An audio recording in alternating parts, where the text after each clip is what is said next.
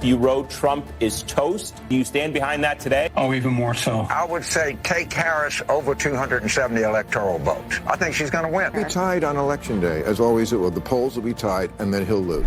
This is the biggest red wave I've seen since Ronald Reagan's 49-state victory in 1984. Are there any places where Kamala Harris overperformed from where Biden did? Literally nothing. Literally not one county? Republicans steamrolled. They have captured the Senate. The House still up for grabs, but those close to Speaker Johnson think the Republicans are on track to have that as well. We have to acknowledge that Donald Trump knows our country better than we do. This will forever be remembered as the day the American people regained control of their country. And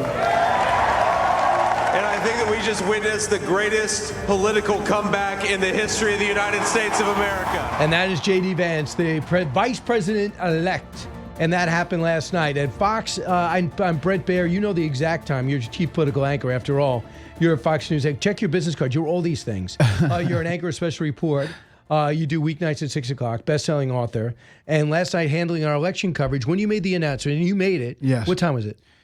Sometime after 2.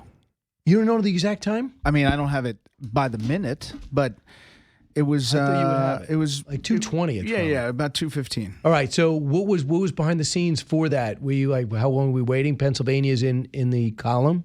Was it Pennsylvania that did it? It was Pennsylvania, and that took out the path for her. Once you put together Alaska and Maine, she was at 266, and then she would make it to 270. So it was done. It was cooked. What do you mean Maine? Maine went to her. No, I know the one congressional district. Went to him. So 3 and 1. Alaska was 3 electoral votes, 1.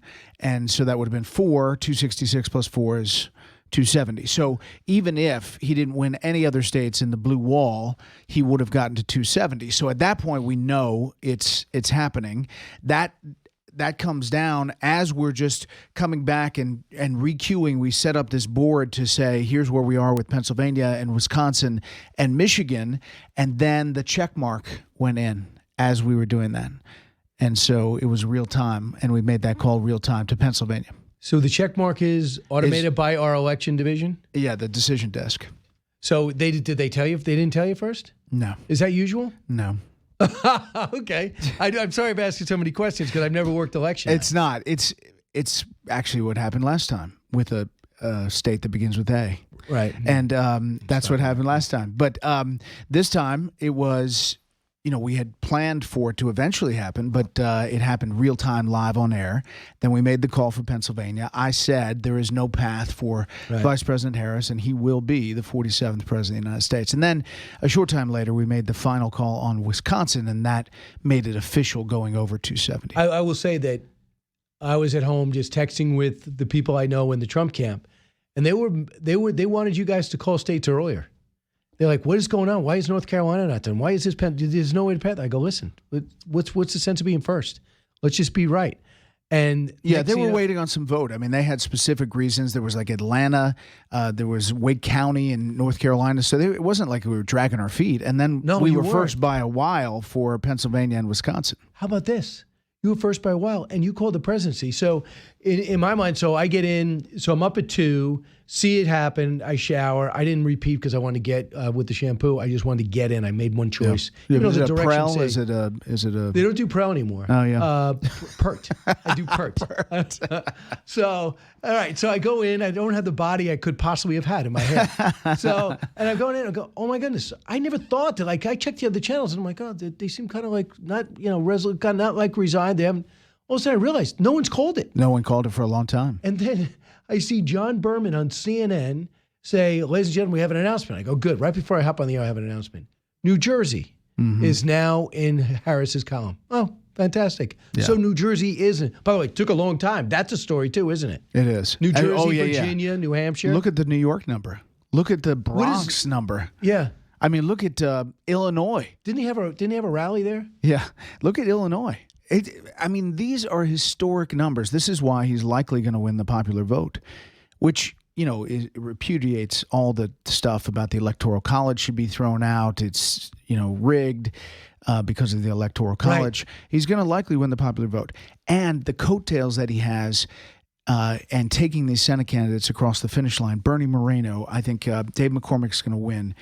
Mike Rogers in Michigan. Tim Sheehy. Sam Brown could win in Nevada. It's very close, but he could. And I was talking to Ben Domenech. He says he was starved for money.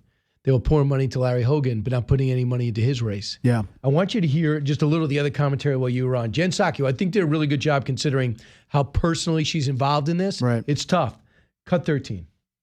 I think there's no other way to describe how people are feeling leaving that venue and people on the campaign than deflated in this moment. Yes, all of the other states have not been called.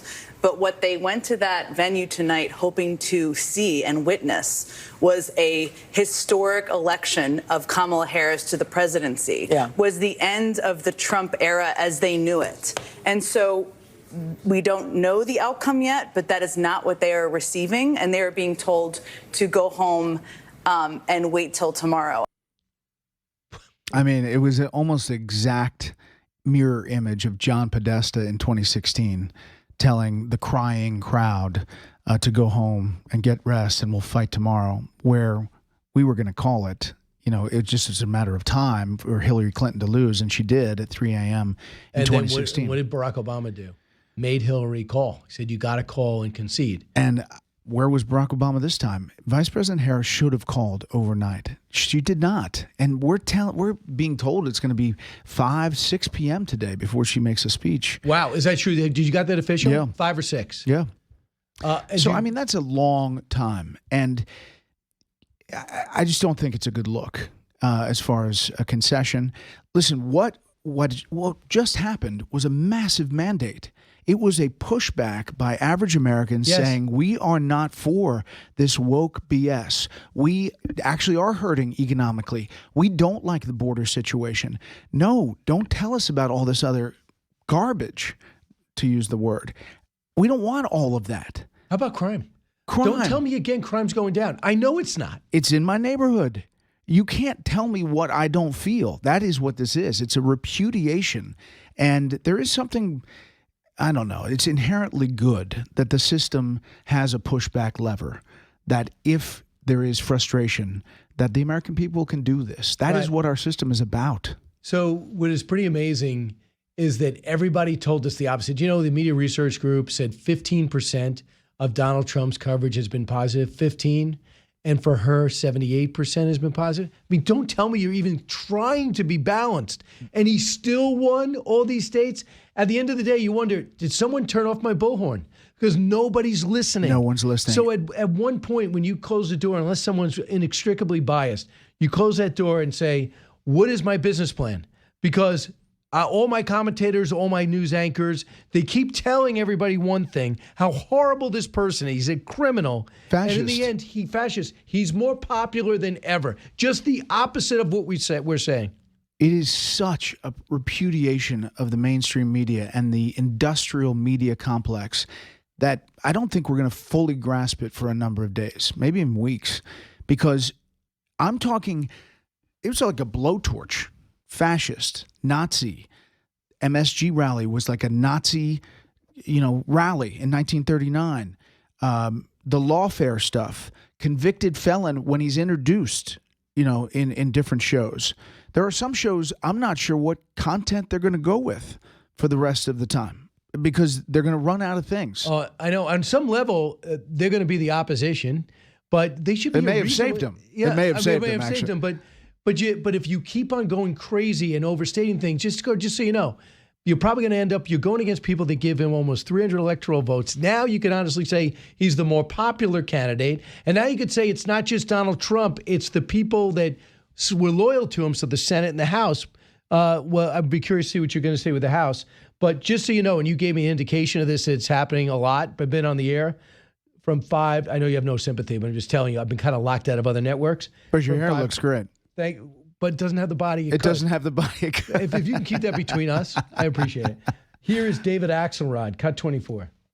Let's be absolutely blunt about it. There were appeals to racism in this campaign, and there is racial bias in this country, and there is sexism in this country. And anybody who thinks that that did not in any way impact on the outcome of this race is wrong. I'm not saying that was the main reason that Kamala Harris lost and Donald Trump won. And I think they ran honestly, strategically, his campaign. And I've said it many times. They ran a very smart campaign. It was an ultimately rational, well-conceived, and well-executed campaign for an irrational, often irrational candidate. And they overcame him to sell his message, or the message that they thought he should be selling to the country. Which is everything that you guys were doing wrong, from letting open the border to letting crime run free to running up the deficit and making inflation a major factor. Remember, I think it's Jason Furman, it is Larry Summers, and one of these MSNBC, Ratner. They came out and said, we don't need a rescue plan. You don't need the Rescue Act when he first came off. And the Inflation Reduction Act, they laughed and said it doesn't reduce inflation. They said it's really a new Green Deal, and they kind of laughed at the fact that they duped the American people. Well, everyone was listening. They were watching. And I'll tell you, if I own a dealership, I'm not too happy that they're jamming these cars down my throat and leaving them on the lot. And if I work in the auto business in Michigan, which is the #1 state, I'm not too happy about what's going on right now. That's why Mike Rogers is winning that race. Is he winning right now? He is winning that race. Okay, because wow, man, why did I take a break? Why did I take a break to finish the show? I saw he was trailing by one. By one vote? No, 1%? 0.1%. Oh, okay. It might have just shifted, but he was winning as of 2 hours ago. Well, anyway, the reason it's even close is because that EV issue is a big deal in Michigan. And listen, David Axelrod, the whole racism, sexism thing. Disappointing. Look at the coalition. Look at the increase in black vote that goes to Trump. Look at the increase in Hispanic vote that goes to Trump. It boggles the mind that that's the explanation. And I think there's going to be a lot of soul searching in the Democratic Party about the way forward. Right now, Slotkin has 48.55 to 48.38 with 95%, still on 95%, still on 95%. Do you do a 97%? Yeah. So that could go to automatic recount if it's within a point and a half. Interesting. And Dave McCormick is probably going to pull it out by about 50,000 votes. There's some vote out in Cambria County. There's some mail-in vote, but I think overall he's going to pull it out. Selena Zito, as you know, very tapped in Pennsylvania. So there's no votes out there for Casey, that it's McCormick's race. I know we have not called it. It's 49.09 to 48.35 if we're to look at the live tally in the New York Times. More with Bret Baier in just a moment, and very little talk about my hair. Again, we're not stupid. The Democrats were the one who were saying Joe Biden was mentally fit for 2 years when he was a vegetable and couldn't even make it off stage from giving a speech. And the Democrats would lie to our face and say the videos were edited, altered. They weren't. Then, after the primary is over, they stage a coup, get rid of Joe, put in Kamala, and suddenly she's the greatest thing since sliced bread. Same woman who ran for president got 0 votes. Same woman who can't even answer a question how she's different from Biden. So Dave Portnoy went on for like 5 minutes, but he speaks for every man. Barstool CEO, self-made multimillionaire. But just saying, I'm not a Republican, but there was nobody else to vote for. What don't you people understand? But instead, as Bret Baier and I were talking, Martha, moments ago, great job in coverage. You and Bret were awesome as usual with your whole panel, all your panels. But he's just saying that a lot of people just saying, oh, racism, sexism, misogyny, that's what they choose. You know, I read... you have one of these celebrities came out and said America chose a Nazi over civility. Instead of just saying this was a landslide, and these are the people who live in your country. Yeah, I think that, well, thank you, Brian. Good to be with you as always. So I think that the retrospection has to begin. And this morning I was watching some of the morning shows, and on Morning Joe, they were saying basically that, you know, what a shame that Merrick Garland wasn't more aggressive, and that Mitch McConnell, you know, had a moment where he could have impeached the president and then he wouldn't have been able to run again. Wow. They and are going back to, I did not know that. I'm hearing this for the first time. I just thought, you really don't get it, do you? you really don't understand that there is a very broad coalition of people who call themselves American citizens who don't pay attention to the stuff that you are honestly, droning over morning after morning. I was thinking about the way that the MSG rally was interpreted. And, that afternoon, I tuned in a little bit late and I saw President Trump speak and I saw the Melania moment. And it wasn't until later that I caught up on this Puerto Rican garbage island thing from the insult comic. I don't know, was it 4 hours before, right? Yeah. And I remember thinking, I don't think this is a big deal. I think that, I think this looks like a pretty big win at Madison Square Garden to me. And then it gets beaten into the American consciousness. Oh, no, this is a very big deal. He has deeply insulted all Puerto Rican people. And, because this guy said something hours before. It's so insane. It's preposterous. And, we saw Florida come in and those numbers in Florida, and he was going to win. Double digits? Yeah, he was going to win Florida anyway. But you looked at some of the counties, Osceola County, heavy Puerto Rican, overwhelming turnout for Puerto Ricans for Trump. Latinos in, not only Cubans, but other Latinos in Florida, overwhelming for Trump, even in Miami-Dade. And so that was a harbinger. It was a canary in the coal mine about what was happening. And to your point, the comedian, it was just really burned in the American public. But you know what changed it is when President Biden said garbage about, Trump supporters. And I actually think that made more of a difference because people said, again, here you go again. Right. Deplorables, here we go again. You're not listening to me. And this vote sounds to me like people going, hello, I'm over here. I really do have a problem with crime and immigration. The economy sucks, and I don't like woke stuff. Martha, but they just look like they got the memo. Will they get the memo eventually, or are they just going to continue to rail against Trump and act like everything he says is the worst thing they've ever heard? I think for a while they're going to continue to rail against it. I think there is always sort of a process. I think we're witnessing Kamala Harris, the vice president, going through that right now. We're trying to figure out exactly what time she's going to come out today. I think it would have been really wise for her to just rip the Band-Aid off last night, to come out, to concede, to say, something along the lines of, it's been an honor to run and an honor to be vice president. I got or to at least know the make country. A call. Yeah, exactly. Concession the call. Phone call.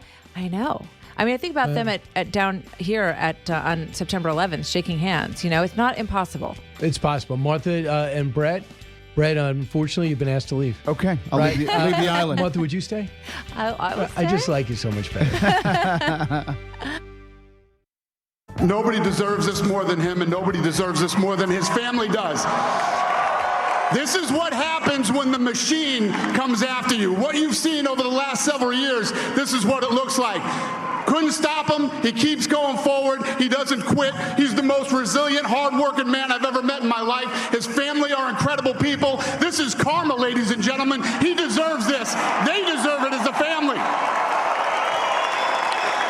I want to thank some people real quick. I want to thank the Nelk boys, Aiden Ross, Theo Vaughn, Bustin' with the Boys, and last but not least, the mighty and powerful Joe Rogan.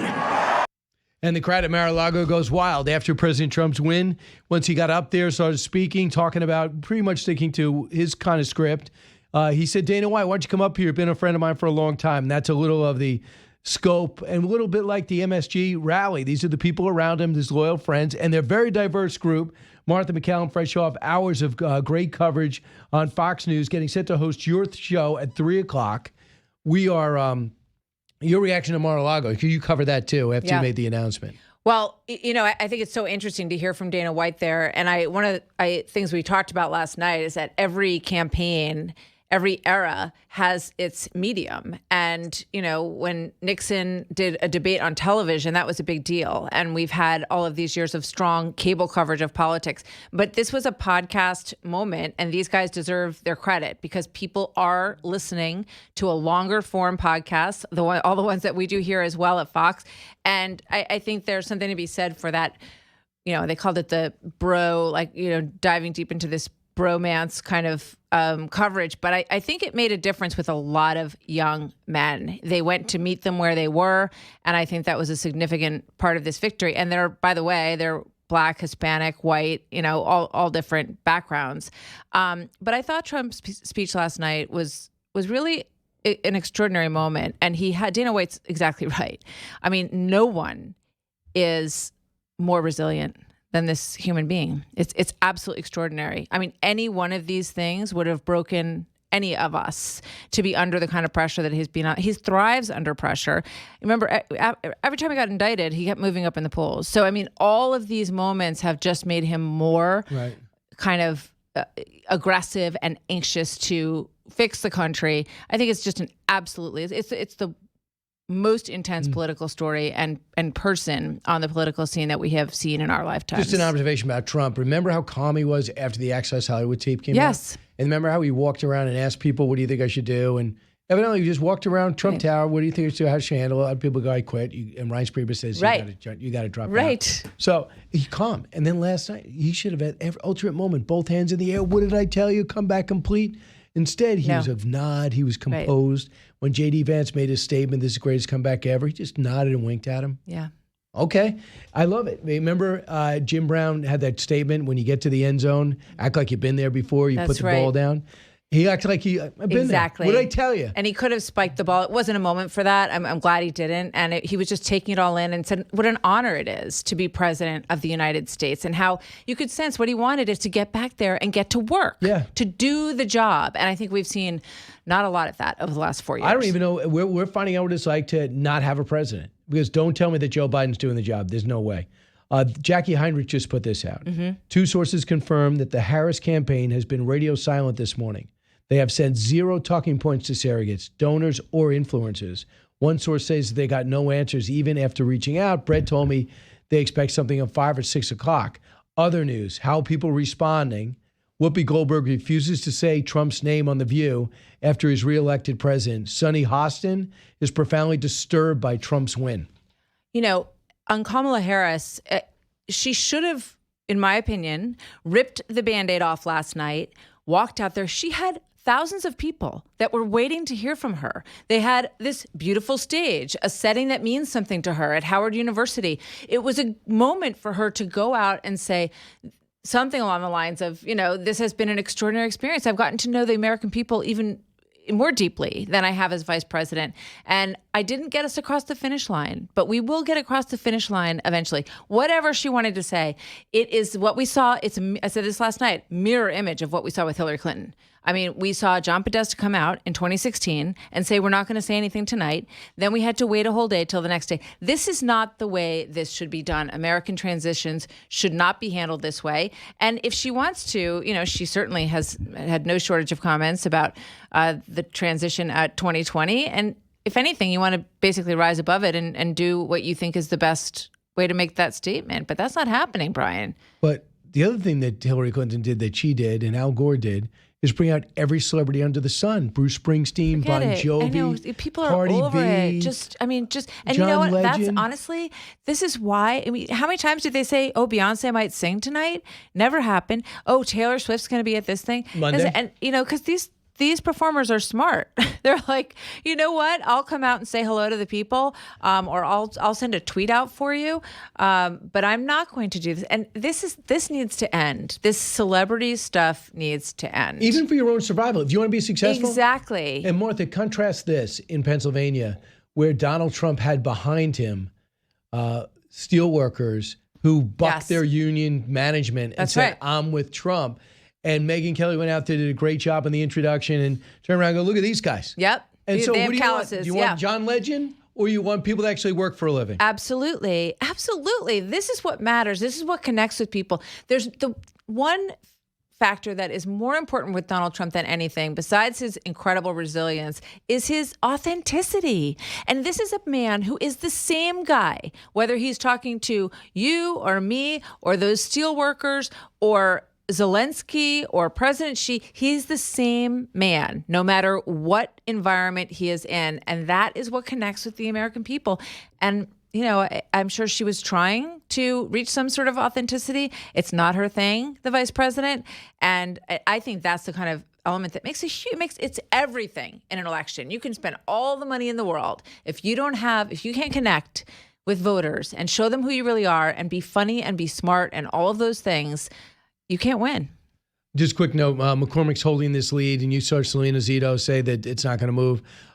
We also have the lead holding for the Republican in Nevada, and that might be called soon for Trump, we understand, because I thought it might take some time.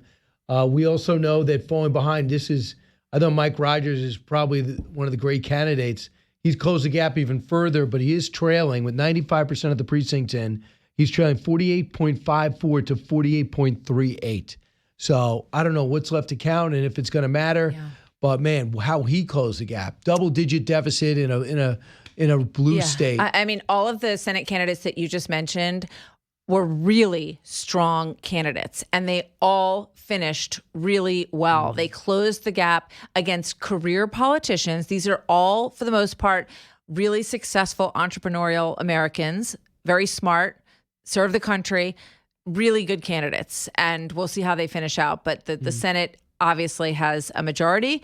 We know that, and we'll see where it goes from here. But hopefully we can call these races soon because these people need to get answers. So when Bret walked in, he said, I'm watching other channels. I can't believe how they're spinning it. Everyone's calling us basically a racist country. Yes. That's it? Yes. So here's Jon Stewart, I watched on video, and he looked totally exasperated. Did not know how to make sense of it. He had something prepared, but listen to this, cut 16. Here's the thing. Here's what we know, is that we don't really know anything, and that we're going to come out of this election and we're going to make all kinds of pronouncements about what this country is and what this world is. And the truth is, we're not really going to know. And we're going to make it seem like this is the finality of our civilization and this and thing. We're all going to have to wake up tomorrow morning and work like hell to move the world to the place that we prefer it to be. And I just want to point out, just as a matter of perspective, that the lessons that our pundits take away from these results, that they will pronounce with certainty, will be wrong. Okay. He felt like he was misled, basically. And they get I mean, they get stuck on the diversity of the people that voted for Trump. And you can't just say Fox people. You can't say horrible white people. You have Axelrod saying it's misogyny. Basically, went on to vote for a woman. Your thought on this? You know what? I'm thinking about DEI right now, right? An effort, a commission, a department in a company to try to diversify an organization. What I love... How's that work, by the way? Yeah, not well. And what I love is organic diversity. When people are drawn to the same dreams, they are together. I see it in my church, which has people, white people, Indian people, Chinese people, and it's not anyone's intention to create it that way. It's because they show up and they want to worship in the same way. I mean, diversity is as American as apple pie and the founding fathers, but it happens naturally because everyone is welcome to dig in and to try to have the American dream for themselves. So these people need to wake up. People don't want people entering the country illegally. They don't want people breaking into their apartments and taking them over. They don't want to pay 20% more for bread. Okay. It's not that difficult, Jon Stewart. You really don't understand what's going on? Can you also add this? Can we just keep girls' sports with just girls? Yes. And it means so much more than just the UNLV volleyball team, Division I. I'm not playing if I have to play against that. So, and when people stand up for women's sports, that used to be the cause. I used to talk about Title IX. In that age. Yeah. Absolutely. And to have equal time and equal money spent on women's sports. I mean, we have look, when you look at something and you say, you know what, that really doesn't make sense. That doesn't seem fair. We have to boil back down to these ideas. Yes. That doesn't make sense. It's not fair. Exactly. It's not conservative. Americans it's common have sense. A tremendous amount of common sense, and it's time that these pundits and these folks who are spinning, like Tasmanian devils this morning, to wake up to that. So the California voters approved anti-crime measure, Prop 36, in California. This is what gives me great hope. In California, they go, we went too far. So now some of these measures, the repeat offender is going to go to jail involving fentanyl. Which, by the way, Kamala Harris refused to say where she stood on that. How could you refuse to say? What is hard about saying, if you steal $900 worth of stuff, you should not be able to get away with it? She should have looked at the people who asked her that question as reporters and say, well, of course I voted for it. It doesn't make any sense. And even if they were smart enough to say, well, I think you actually helped put this law into place back in 2014, she could say, you know what? It obviously didn't work. And when I see something that doesn't work, I'm willing to fix it. All right. You know what I would learn? You just brought it. I'll help Jon Stewart. The next candidate that wants us to believe that they changed in order to get elected and that they changed legitimately, I want to see you go out and frack. Go out and meet the frackers, talk to them and say, I was wrong. 2020, I was like, we got to ban it, we got to stop this. I see what you're doing. I see the responsibility. And then you go out to the crime bill. 2014, I was wrong here. This is what I learned. Right. I heard the stories of these people that have been killed. When I thought I had a big heart, I wasn't using my head. Then all of a sudden, I'm like, well, can people change? Yes. But instead, I'm changing, believe it. If you don't like it, you don't like women. Excuse me, check please. I'm done with this conversation. And great leaders know how to do that, right? I mean, Dwight Eisenhower had 2 letters on D-Day. Right. Because he was ready to take complete responsibility. I thought for a second you were going to call me a great leader. But you went to Eisenhower, the old fallback. Tell you. I know. Good win or lose. Watch Martha MacCallum at 3 o'clock today. Who's on? We're going to talk to Mike Pompeo, and we have some surprise guests coming on. Including, you're going to look at this View thing. Absolutely. Thanks, Martha. Thank you, Brian. Hi, everyone. I'm Brian Kilmeade. I want you to do me a favor. I want you to click to subscribe to the Fox News YouTube page. This is the only way that I know for sure that you're not going to miss any great commentary, any great news bites, any great interviews coming your way on Fox. You can get it all here on YouTube. So subscribe right now.